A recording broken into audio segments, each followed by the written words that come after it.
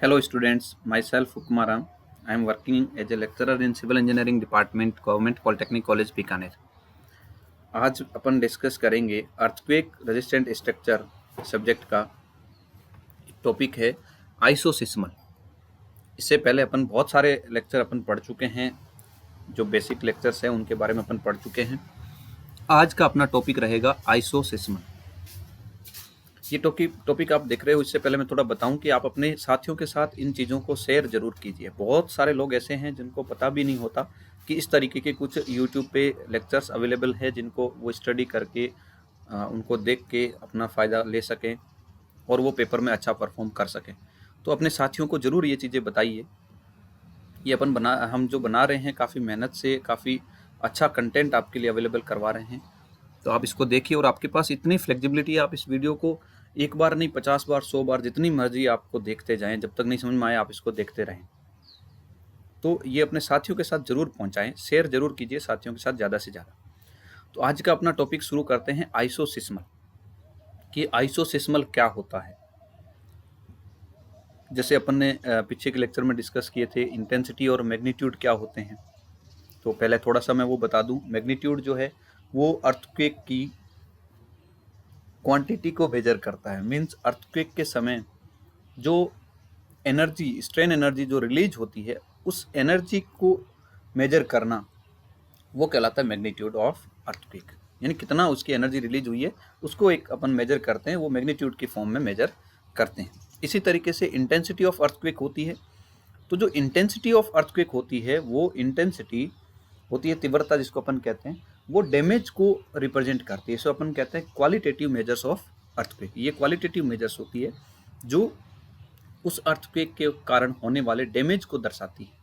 यानी जितनी ज़्यादा इंटेंसिटी होगी दैट मीन्स उतना ही डैमेज उसमें ज़्यादा हुआ होगा, जितनी कम इंटेंसिटी यानी उससे उतना ही कम डैमेज हुआ होगा।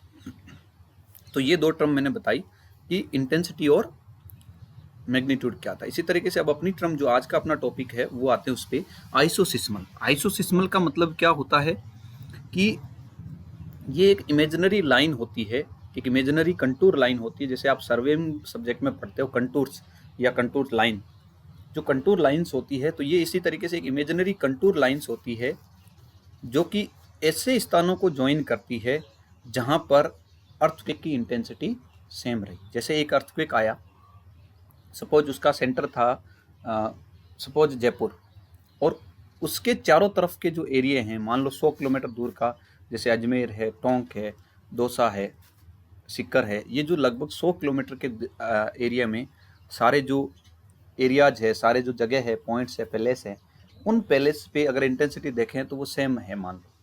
तो अगर वो सेम इंटेंसिटी के पॉइंट को अपन एक ज्वाइन कर दें, यानी सिक्कर को अजमेर से, फिर अजमेर को आगे टोंक से, टोंक को दौसा से, दौसा को वापस सिक्कर से, इस तरीके से अपन ने ज्वाइन कर दिया, तो ये जो एक इमेजिनरी कंटूर लाइन बन गई, ये इमेजिनरी कंटूर लाइन है, ये कहलाती है आइसोसिस्मल।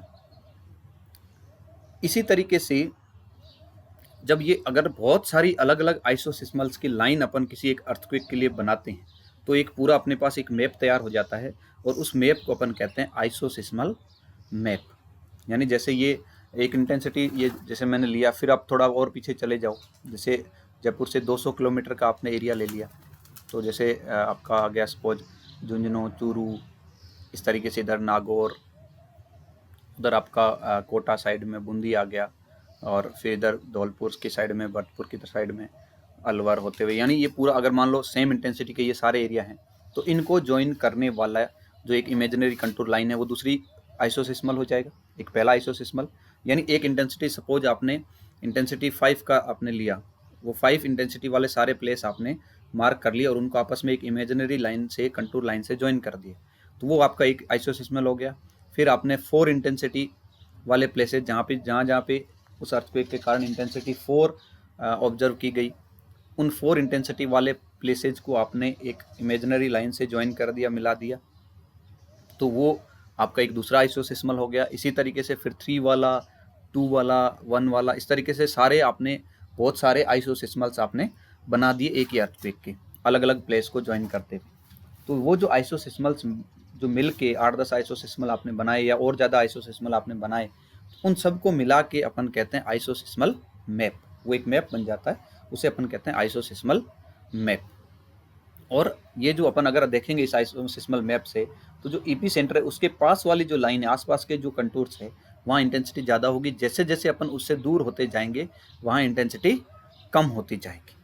तो ये जो सारी चीज़ है, यही यहाँ मैंने इसको एक नोट्स के फॉर्म में यहाँ लिखा है। An imaginary contour line joining places of equal earthquake intensity is called as isoseismal. यानी एक इमेजिनरी कंटूर लाइन है जो कि बराबर बराबर भूकंप की तीव्रता के स्थानों को मिलाने वाली लाइन है, कंटूर लाइन है, वो इमेजिनरी काल्पनिक लाइन है, उसे ही अपन आइसोसिस्मल कहते हैं। And a map showing different isoseismal for a particular earthquake is called as isoseismal map. यानी एक पर्टिकुलर अर्थक्वेक के लिए, एक सिंगल अर्थक्वेक के लिए बहुत सारी अलग अलग जो आइसोसिस्मल अपन बनाएंगे, उन सब को मिला के एक जो मैप बनता है उसे आइसोसिस्मल मैप कहते हैं। फिर the intensity is generally maximum near the earthquake EP centre. यानी जो अपनी इंटेंसिटी है वो ज़्यादातर क्या होती है, ईपी सेंटर के पास में ज़्यादा होती है, और डिक्रीज विद डिस्टेंस, यानी डिस्टेंस के साथ वो घटती जाती है। और लार्ज डिस्टेंसेज पे अर्थक्वेक नॉट फेल्ट, यानी अगर बहुत ज़्यादा डिस्टेंस दूर हो गई तो अर्थक्वेक नहीं अपने को महसूस होता। जैसे बहुत बार जापान में या कहीं और जगह अर्थक्वेक होता है, आता है रहता है, दुनिया में बहुत लगभग कहीं ना कहीं अर्थक्वेक आता ही रहता है। तो वो अर्थक्वेक जरूरी नहीं है सारे अर्थक्वेक अपने को फील हो, क्योंकि लार्ज डिस्टेंस हो गई तो अपने को फील ही नहीं होते हैं। तो जैसे जैसे डिस्टेंस यानी अर्थक्वेक के ईपी सेंटर से अपन जैसे जैसे दूर जाते जाएंगे, वैसे वैसे अपनी उसकी इंटेंसिटी कम होती जाएगी और अपन उसको फील भी करना कम कर देंगे। और एक जगह ऐसी आती है उसके बाद से वो फील होना बंद हो जाता है। अब आता है अपना यूजेज ऑफ आइसोसिस्मल्स, यानी आइसोसिस्मल को यूज कहाँ करते हैं अपन। यूजेज ऑफ आइसोसिस्मल्स, यानी आइसोसिस्मल का यूज कहाँ करते हैं, उपयोग कहाँ होता है।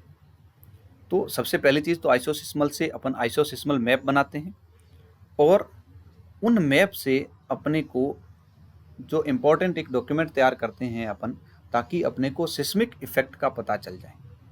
और उससे अपन सिस्मिक जोन्स, जो जोनिंग मैप है, वो भी अपन बनाते हैं। तो यहाँ लिखा है earthquake isoseismal maps provide important document of seismic effect of earthquake. यानी अर्थक्वेक का जो भूकंपीय प्रभाव आता है उसके बारे में अपने को स्टडी करने के लिए इंपॉर्टेंट डॉक्यूमेंट मिल जाता है आइसोसिस्मल के रूप में, और उससे अपन फिर आगे डिजाइन में हेल्प मिलती है। नेक्स्ट है अपना आइसोसिस्मल maps. Isosysmal maps of past earthquakes also help us to understand the nature of the earthquake in a particular region। जैसे अगर किसी एरिया का आइसोसिस्मल मैप्स बनाया गया है और पहले उसमें भूकंप आए हैं, उसी के आधार पर उसको बनाया गया है, तो अपने को उसके जो एरिया है उस एरिया के बारे में अपने को स्टडी करने के लिए हेल्प मिल जाती है कि उसमें जो भूकंप आया वो किस प्रकार का था, यानी उसकी नेचर कैसे थी, कितना वो डैमेज करने वाला था, कम डैमेज करने वाला था, ज़्यादा डैमेज करने वाला था, कितना डैमेज हुआ है। तो अपने पास्ट एक्सपीरियंस को बढ़ाने के लिए वो काम आता है। नेक्स्ट है they are also used for long term planning of structure and for development of seismic zoning maps. यानी इनसे अपन सिस्मिक जोनिंग मैप भी बनाते हैं। यानी सिस्मिक जोन जो होते हैं अपने first, second, third, fourth, fifth, जिसमें से फर्स्ट और सेकंड को मर्ज करके सेकंड बना दिया गया सिंपल। तो second, third, fourth, fifth zone अपने इंडिया में, ऐसे ही अलग अलग कंट्रीज में सिस्मिक जोन मैप्स होते हैं। तो वो जो सिस्मिक जोनिंग बनाते हैं, वो मैपिंग जो अपन करते हैं, उसमें अपन आइसोसिस्मल मैप्स की सहायता लेते हैं। और जो बड़े स्ट्रक्चर है, लॉन्ग टर्म स्ट्रक्चर की प्लानिंग करने के लिए भी यूज आते हैं। जैसे अपने को कोई डैम बनाना है बड़ा, क्योंकि डैम जो है वो 1-2 दिन या 1-2 साल या कोई 5-10 साल के लिए नहीं बनता, वो 200-300 साल के लिए डैम काम आता है। तो उसकी लॉन्ग टर्म प्लानिंग करने के लिए अपने को सिस्मिक मैप्स जो है वो बनाते हैं, और वो उसको किसकी सहायता से बनाते हैं, अपन आइसोसिस्मल मैप की सहायता से। ये मैंने डायग्राम लिया आइसोसिस्मल मैप का। जैसे ये ईपी सेंटर है, इसके चारों तरफ ये सपोज 11 इंटेंसिटी का, 11 इंटेंसिटी का, फिर उससे सेकंड लाइन जो है वो अपने 10 इंटेंसिटी की है, फिर थर्ड लाइन जो ये वाली है ये 9 की, और लास्ट ये वाली लाइन है ये अपने पास 7th की। तो इस तरीके से जैसे जैसे अपन ईपी सेंटर से दूर जा रहे हैं, आप देख रहे होगे 11, फिर 10, फिर 9 और फिर 7, यानी इंटेंसिटी क्या हो गई, कम होती गई। जैसे जैसे दूरी बढ़ती गई इंटेंसिटी कम होती गई। तो ये था आज का अपना टॉपिक आइसोसिस्मल भूकंप का। जो आइसोसिस्मल है वो क्या होता है, एक इमेजिनरी कंटूर लाइन होती है जो कि समान भूकंपीय तीव्रता के स्थानों को जोड़ती है, वो आइसोसिस्मल कहलाता है। और बहुत सारे आइसोसिस्मल से एक मैप बनता है जिसे आइसोसिस्मल मैप कहते हैं। और ये अपन ने 3 आइसोसिस्मल के उपयोग अपन ने देखे मेन की, उसके यूज कहाँ अपन करते हैं। ये डायग्राम ईपी सेंटर से जैसे जैसे डिस्टेंस बढ़ेगी वैसे वैसे अपने पास इंटेंसिटी की वैल्यू कम होती जाएगी, यानी उसका डैमेज भी कम होता जाएगा। तो ये अपने आइसोसिस्मल का देखा।